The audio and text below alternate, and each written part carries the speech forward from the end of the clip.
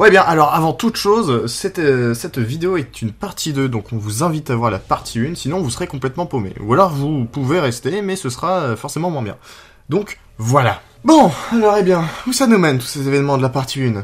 Eh bien déjà, il ne faut pas oublier que toutes les malédictions sont brisées, et que par conséquent, le capitaine Armando Salazar est désormais libéré de sa prison de rocher dans le triangle des Bermudes. Ah, Jack Sparrow qui se croyait enfin libre. Et sans problème. Le pauvre. C'est ainsi que Salazar se met en quête de la seule chose qui l'importe vraiment. Libérer les mers du joug des pirates. Libérer les mers du capitaine Jack Sparrow. La nouvelle d'un capitaine espagnol revenu d'entre les morts, sillonnant les mers, tuant des pirates en quantité conséquente, ne tarde pas à se répandre. Cette nouvelle parvient notamment à un certain James Norrington, le Commodore Norrington. En effet, de nombreux rapports relatent ce genre d'incident. Il voit alors là une opportunité pour mettre à bas tous les pirates dès cette mer. Cependant, pour cela, il lui faudra conclure un pacte avec Salazar, chose peu aisée. En effet, avant sa mort, le capitaine espagnol servait la couronne d'Espagne, un adversaire direct de la Compagnie des Indes, des Britanniques. C'est avec surprise que Salazar se rend de lui-même à Port-Royal, où une entrevue avec Norrington est organisée.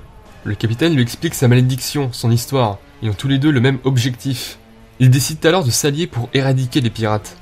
Salazar a cependant une exigence, il veut tuer Sparrow lui-même. Une grande armada britannique composée de plusieurs centaines de navires est alors levée. Sur l'un de ces vaisseaux, un jeune capitaine du nom de Turner est à la barre. En effet, en ayant marre de servir un patron forgeron ivrogne, William Turner s'engagea dans la marine britannique. Il y gravit rapidement les échelons jusqu'à devenir capitaine. Capitaine, aussi rapidement. Ouais, bah, il est BG, il est fort, enfin, voilà quoi. Oh, et puis ça nous servira pour la suite, hein. Ouais, c'est vrai. Mais la nouvelle de l'élévation d'une armada britannique ne se fait pas très discrète, et le nom de Salazar se fait entendre un peu partout dans les ports. Très craintif du retour de son pire ennemi, Jack Sparrow n'a plus la conscience tranquille. Une réunion des maîtres pirates est alors organisée au conclave du Havre des naufragés. Mais si, vous savez, voyons, cette réunion de pirates et forbans venant de toutes parts sur Terre, c'est là que nous trouvons les maîtres pirates. Fun fact, la France est représentée par ce cher capitaine Cheval. Bref, aucun maître pirate ne manque à l'appel, étant donné la gravité de la situation et des rumeurs. Enfin si, il en manque bien un. Barbossa. En effet, Barbossa est mort de la main de Sparrow. Alors, qui pourrait bien le remplacer et s'emparer de sa pièce de 8, hein? Eh ben c'est ce cher Gibbs. Jack et Joshami, comme on l'appelle, prétendent à la confrérie que Barbossa le lui a filé avant de mourir. Alors oui, c'est complètement faux. Mais après tout, dans les films, il ne pose pas vraiment de questions à Elizabeth concernant l'acquisition de sa pièce. Du moins, il ne demande aucune preuve, aucun détail.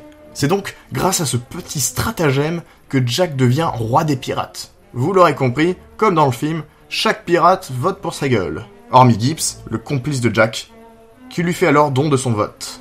Ainsi, Jack est en charge de commander les navires pirates. La première volonté de Jack pour son armée, sa flotte, est de recruter David Jones.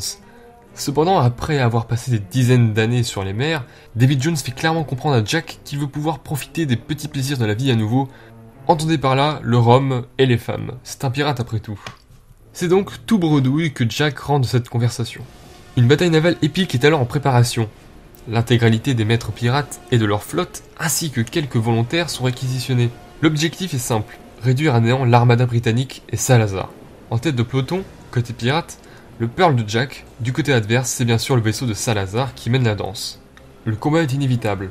La flotte britannique est cependant composée de 2 fois plus de bateaux. Il possède clairement l'avantage numérique. C'est alors que la proue du vaisseau de Salazar percute le Pearl dans un violent fracas.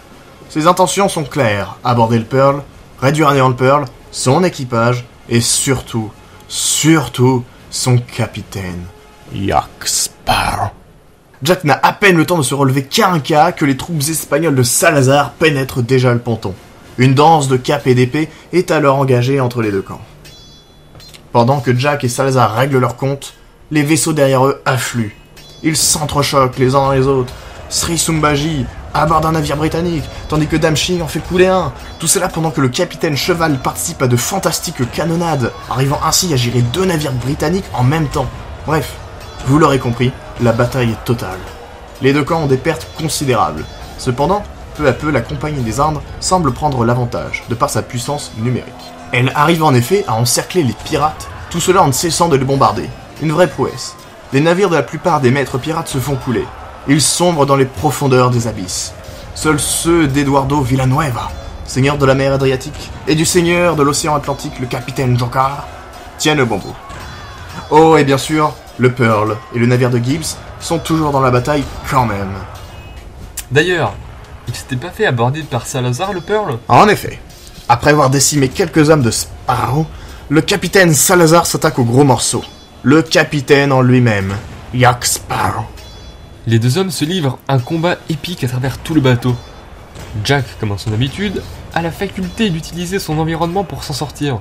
Balancer des pommes sur son adversaire, de s'échapper avec des cordes, faire des galipettes par-ci, des galipettes par-là. Bref, vous connaissez l'énergumène quoi. Et il fait bien le petit malin parce que, ouais, techniquement parlant, il est surpassé par les talents de bretteur de Salazar. Néanmoins, le capitaine espagnol parvient à désarmer Jack de son épée. Alors que tout espoir semble perdu, que le sabre de Salazar se lève pour asséner à Jack le coup final, notre bon Sparrow sent quelque chose de terriblement gluant et visqueux lui passer entre les jambes. Il réalise alors qu'il s'agit d'une tentacule. Une tentacule empoigne Salazar par les hanches pour finalement le balancer avec une force inouïe dans la mer, d'un revers de la tentacule. Jack est alors sain et sauf. En détournant son regard, il aperçoit au loin le Hollandais volant de Davy Jones apportant son soutien à ses troupes. Il fait un véritable carnage, cela sans compter le Kraken qui coule des bateaux en un clin d'œil.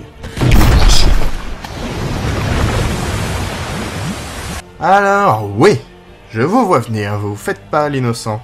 Mais comment le Kraken peut toujours être contrôlé par Jones étant donné que le trident de Poséidon a été brisé?